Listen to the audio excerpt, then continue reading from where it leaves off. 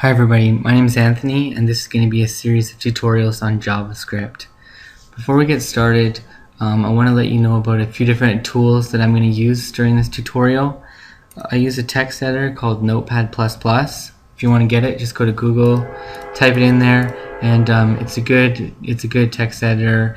It will highlight different parts of your code in different colors, and it makes the code easy to read. The other thing I have going is I have XAMPP server installed on my computer. This isn't necessary to run JavaScript, but when I develop JavaScript, I like to do it on my localhost server as opposed to just HTML file on my on my C drive. Basically, what XAMPP is it's a server bundle, so it has Apache server, MySQL, database server, and PHP all bundled together. And what it lets me do is I can run PHP code on it. So we won't need it for this lesson, and we won't need it for a lot of lessons. But in the future, if we want to incorporate PHP with our JavaScript code, we'll need a server that can parse our PHP, and a server bundle like XAMPP will help us do that. Okay, so in this tutorial we're going to talk about variables. First of all, let's take a look at our document here. At the top we have our doc type. Basically this is necessary to put there. If you leave it out, you can have formatting issues with your website. So let's just put it there for now and forget about it. In our document we have our HTML tags. Nested inside that we have our head tags and body tags, and where we're going to put our JavaScript is inside these script tags. These script tags I could have nested in the body, I could have also nested in the head, but we're just going to do it in the body for now. A lot of people in their script, they'll use an attribute called text/JavaScript. This basically lets the browser know that we're going to type JavaScript inside here, and this is probably the most correct way to do it, but I'm just going to leave it out because I've been told that the default is JavaScript anyways, and the code seems to work just fine like this. So let's talk about some variables. So how do we, first of all, what is a variable? Well, a variable is basically a container, and a variable can contain all different kinds of data types inside it.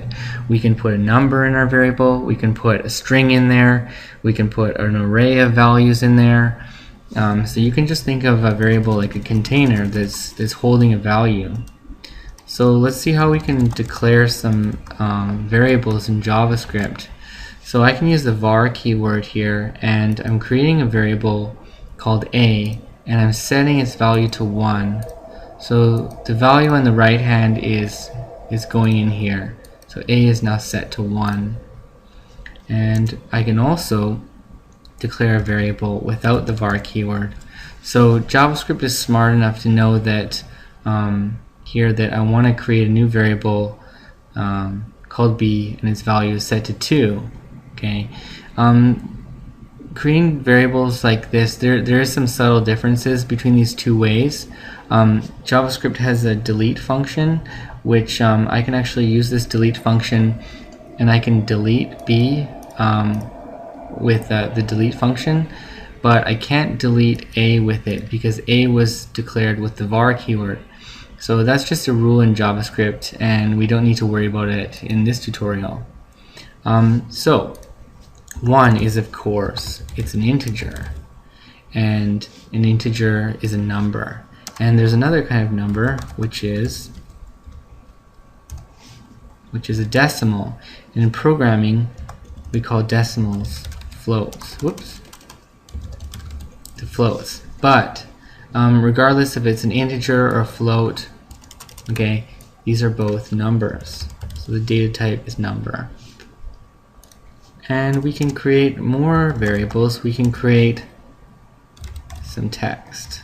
Okay, so oops.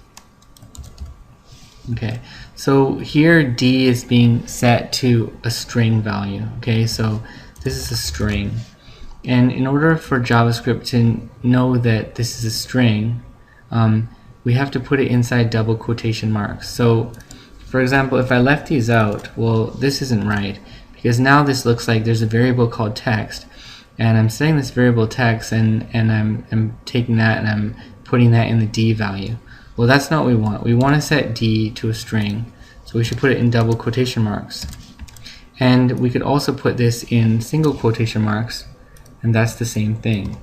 Okay, and that's a string. There's more data types like true and false. Okay, so true here, it doesn't have quotation marks around it. If I put quotation marks around it, now it's just it's nothing special. It's just a regular string here. I take these away. E is set to true, and true is known as a Boolean data type. Okay, true and false are both Booleans. Let's see what else we have. There's some other primitive data types like a null. If a variable is set to null, null has no value. It's an empty value. There's nothing inside it. And there's also undefined. And I'm going to talk about undefined a little bit later. Okay. So another way we can declare some variables is we can also declare them all in one line, like so. Okay, I don't see this too often, but actually this is incorrect. These should be commas. Okay, so here I set 3 variables. I gave them all values. I did it all in one line, but that's one way you can do it. But normally they're just set like in this style. Okay, get rid of that. JavaScript is a case-sensitive language. Now I'm going to show you the first function we're going to look at. It's called document.write. So if we have our browser here, if we want to output something to the browser, we can put our variable inside this function. Okay, so variable A is set to 1. We put that inside our write function here.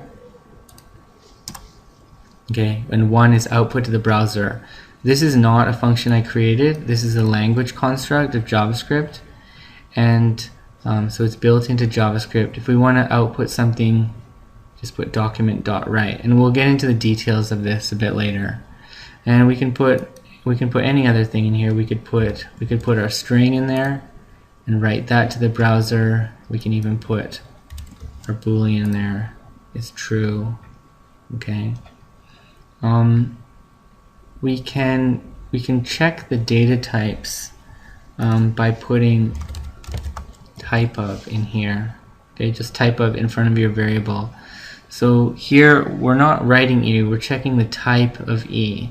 Okay, here we can see E is a Boolean. Okay, sure enough, it's Boolean. We can check the type of C. It's a number. And D is a string. Okay, so this is a useful thing to remember if you're not sure what kind of data you're working with. We can put type of in front of it. That's also, you know, built-in function in JavaScript.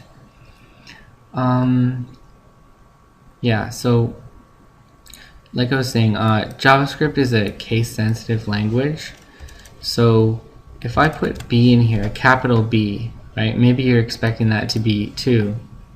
Okay, there's nothing there because it's case sensitive. So a small b and a capital B are 2 totally different values. And this capital B, right now we're getting nothing. Okay, we check the type of it. It's undefined. Okay, this variable hasn't been created anywhere in our code. Okay, whereas small b, it's a number, right? Well, let's see. So just be careful to the case of your variables. We can also create a variable like this. Okay, var x. So what I'm doing here is I'm creating a variable, and you know this variable exists. It exists in memory, but it has no value. So its value is undefined. Okay, it's a variable, but it has no value. And we can check that. Okay. Well, what's the type of x? It's undefined. Okay, this variable exists, but its value is undefined. But if we set this to something like 11, now its type is a number. Okay, it sees this as a number. I can write that out. It's 11. Oops. Okay. The last thing that I want to talk about is, like I was saying, there's a subtle difference between declaring your variables with the var keyword and not using the var keyword. Okay, so first of all, let's just write out a one last time here. Oops, that happens sometimes.